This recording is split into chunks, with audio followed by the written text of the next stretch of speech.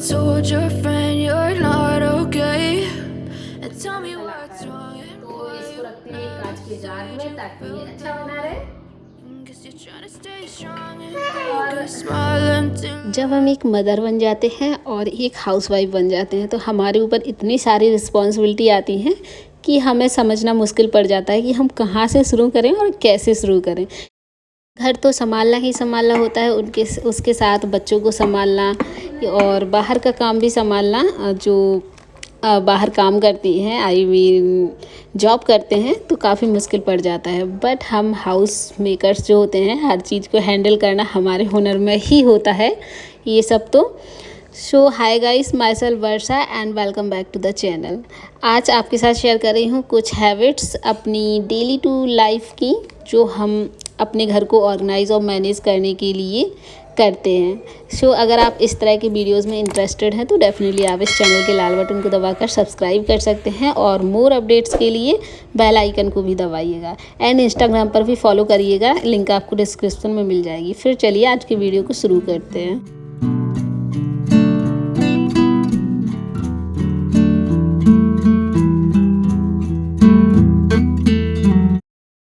जब घर में बच्चे होते हैं तो उनके खिलौने तो हर जगह पड़े ही रहते हैं। जो इसकी ये प्ले मैट है वो काफ़ी बड़ी साइज़ की है, तो मैं पहले क्या करती थी, एक साथ रख देती थी बार बार जितनी बार वो खेलती थी, और मेरा काम होता था कि उसको वापस से एक कार्डबोर्ड में रख दूँ।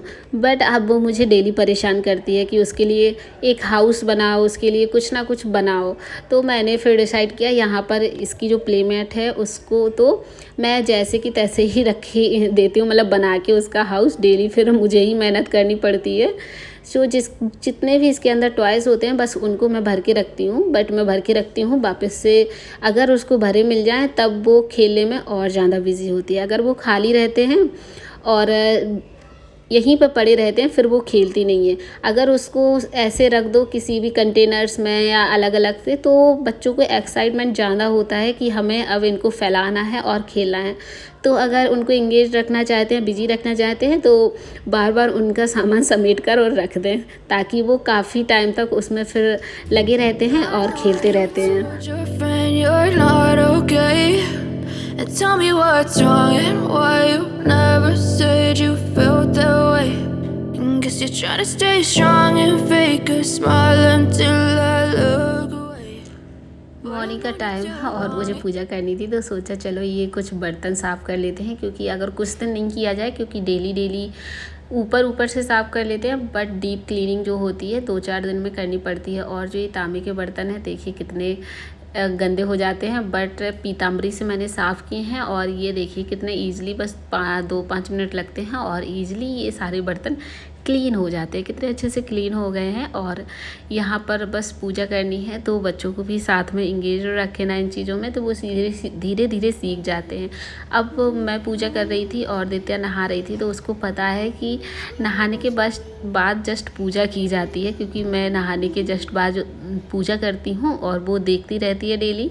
तो बस नहा के टॉवल लगा के सीधा मंदिर में ही ये आती है और मेरे साथ ही पूजा में लग जाती है। तो ये छोटी छोटी बच्चों को चीज़ें सिखाते रहोगे तो वो धीरे धीरे करके सीखते रहेंगे, और फिर वो उसकी लाइफ में कब इन्वॉल्व हो जाएंगे पता ही नहीं चलता है। कुछ चीज़ें सिखाने की ज़रूरत नहीं होती है, बस खुद अच्छा काम करते रहो तो बच्चे भी साथ में साथ अच्छा ही सीखते जाते हैं। बस माता की पैर पड़ लो।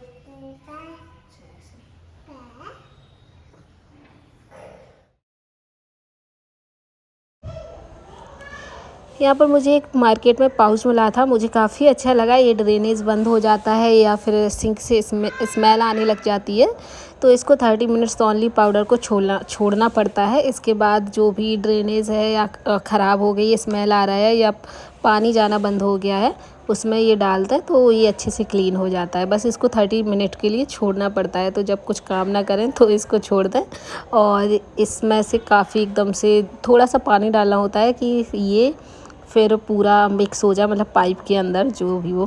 30 मिनट के लिए मैंने छोड़ दिया है, जब तक ड्रेनेज साफ़ होगा।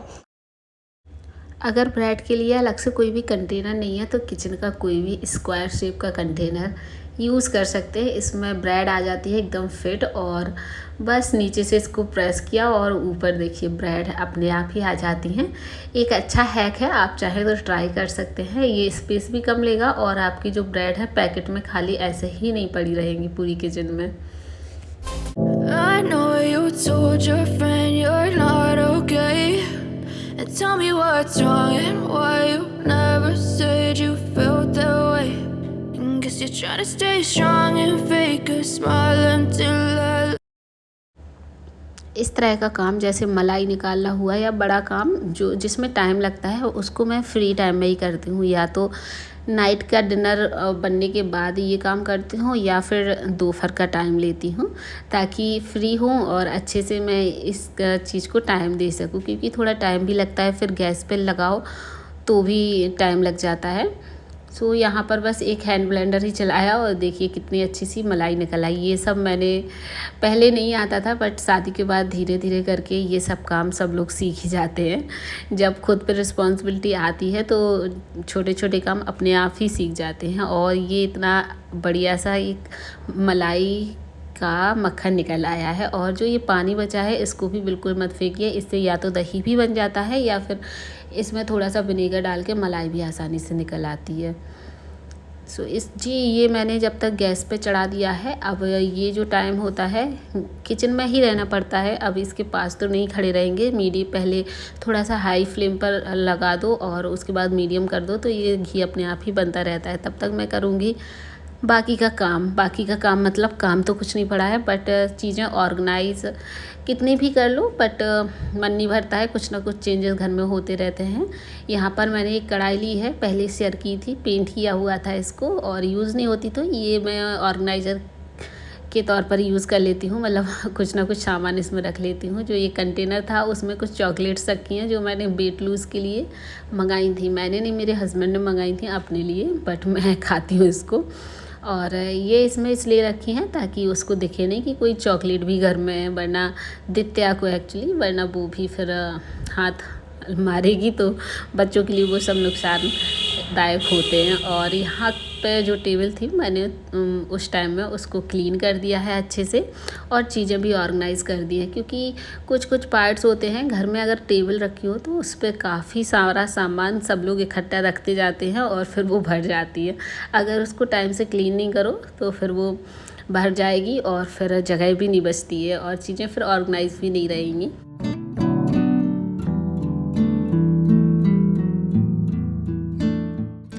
इस तरह की एक बड़ी सी बास्केट का मैंने यूज़ किया है अपने निक-नैक आइटम्स रखने के लिए, मतलब स्नैक आइटम्स रखने के लिए। इसके ऊपर क्योंकि लिड है तो ये जो छोटे मोटे सामान होते हैं खाने पीने के वो एक साथ आ जाएंगे। मुझे बड़ी अच्छी लगी ये बास्केट, ये सब आइटम रखने के लिए। ग्रॉसरी के जो छोटे छोटे खाली पैकेट होते हैं उनको भी इसमें रखोगे तो अच्छे से ऑर्गेनाइज रहेंगी। इस तरह का एक टिन कंटेनर है जो मिल्क के साथ था, उसको मैंने डेकोर कर रखा है। और इसमें मैं रख रही हूँ अपने टी बैग्स, क्योंकि वो बड़ा सा पैकेट है ग्रीन टी का, तो उसमें से कुछ पाउचेस निकाल के मैं बाहर रख लूँगी, बाकी का तो इतना बड़ा पैकेट बाहर नहीं रख सकते। तो ये जो क्यूट सा कंटेनर है इसको रखने में सामने भी अच्छा लगेगा, प्लेटफॉर्म पे रख लो या कहीं पे भी रख लो, और ये बड़ा सा पैकेट भी नहीं रखना पड़ेगा। तो ये जो बास्केट है ना, इसमें मैंने ये सारे खाने पीने का सामान रख दिया है और इसके ऊपर लिड है तो ये दिखेंगी भी नहीं और कितने अच्छे से छोटी सी जगह में काफ़ी अच्छे से ऑर्गेनाइज भी चीज़ें हो जाती है। तो ये मुझे बास्केट बड़ी अच्छी लगी ये सब रखने के लिए। तो इस तरह की बास्केट्स का यूज़ करिएगा, बहुत अच्छी होती हैं और बहुत सारा सामान एक ही जगह पर आ जाएगा।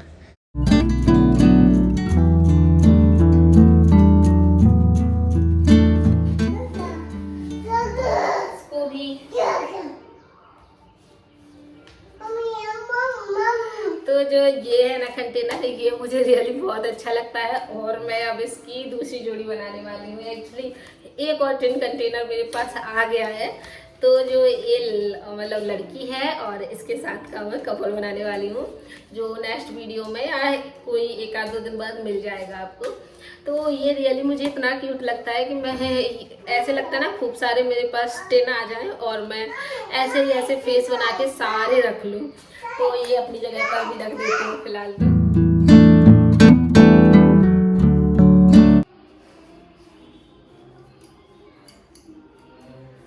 ये ये बन गया है घी, और ये आज एक्चुअली थोड़ी सी ठंडक है इसलिए नीचे से देखो जम गया है। और थोड़ी सी मेहनत में हम फ्रेश घर का घी खा सकते हैं, ज़रूरी नहीं कि खरीद ले।